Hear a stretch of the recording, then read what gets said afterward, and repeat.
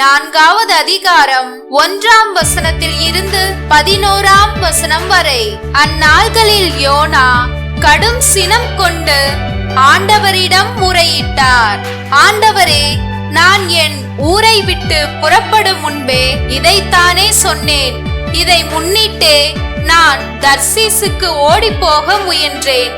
நீர் கனிவு மிக்கவர், இரக்கமுள்ளவர், மிகுந்த பொறுமையும் அளவில்லா அன்பும் உள்ள கடவுள் என்பது எனக்கு தெரியும்.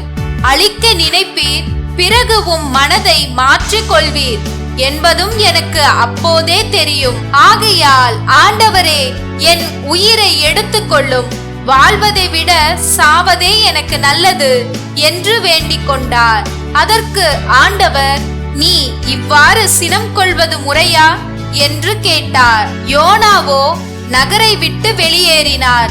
நகருக்கு கிழக்கே போய் உட்கார்ந்து கொண்டார். பிறகு அவர் தமக்கு ஒரு பந்தலை அங்கே அமைத்து கொண்டு நகருக்கு நிகழப்போவதை பார்ப்பதற்காக அதன் நிழலில் அமர்ந்திருந்தார்.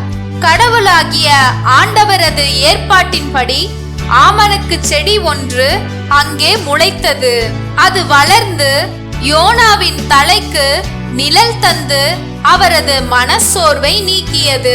அந்த ஆமணக்கு செடியை கண்டு யோனா மிகுந்த மகிழ்ச்சி அடைந்தார்.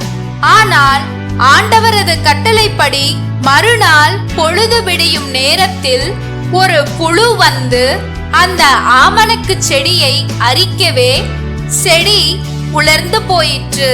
கதிரவன் எழுந்த பின் கடவுளின் கட்டளைப்படி கிழக்கிலிருந்து அனல் காற்று வீசிற்று. கடும் வெயில் யோனாவின் தலையை தாக்கவே அவருக்கு மயக்கம் உண்டாயிற்று. வாழ்வதை விட சாவதே எனக்கு நல்லது என்று அவர் சொல்லி தமக்கு சாவு வர வேண்டும் என்று வேண்டிக் கொண்டார். அப்பொழுது கடவுள் யோனாவை நோக்கி, ஆமணக்கு செடியை குறித்து நீ இவ்வாறு சினம் கொள்வது முறையா என்று கேட்டார்.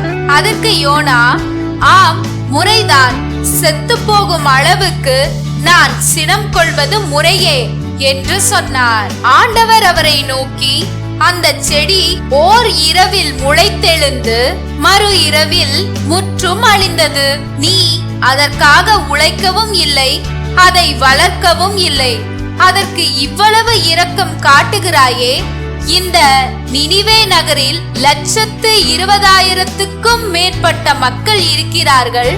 வழக்கை எது, இடக்கை எது என்று கூட சொல்ல தெரியாத இத்தனை மக்களும் அவர்களோடு எண்ணிறந்த கால்நடைகளும் உள்ள இந்த மாநகருக்கு நான் இரக்கம் காட்டாமல் இருப்பேனா என்றார்.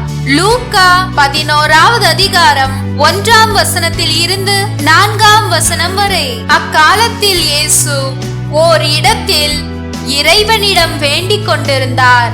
அது முடிந்ததும் அவருடைய சீடர்களுள் ஒருவர் அவரை நோக்கி, ஆண்டவரே, யோவான் தம் சீடருக்கு இறைவனிடம் வேண்ட கற்றுக் கொடுத்தது போல் எங்களுக்கும் கற்றுத்தாரும் என்றார். அவர் அவர்களிடம், நீங்கள் இறைவனிடம் வேண்டும் பொழுது இவ்வாறு சொல்லுங்கள்: தந்தையே, உமது பெயர் தூயதென போற்ற பெறுக, உமது ஆட்சி வருக, எங்கள் அன்றாட உணவை நாள்தோறும் எங்களுக்கு தாரும். எங்களுக்கு எதிராக குற்றம் செய்வோர் அனைவரையும் நாங்கள் மன்னிப்பதால் எங்கள் பாவங்களையும் மன்னியும். எங்களை சோதனைக்கு உட்படுத்தாதேயும், தீயோரிடம் இருந்து எங்களை விடுவித்தருளும் என்று கற்பித்தார்.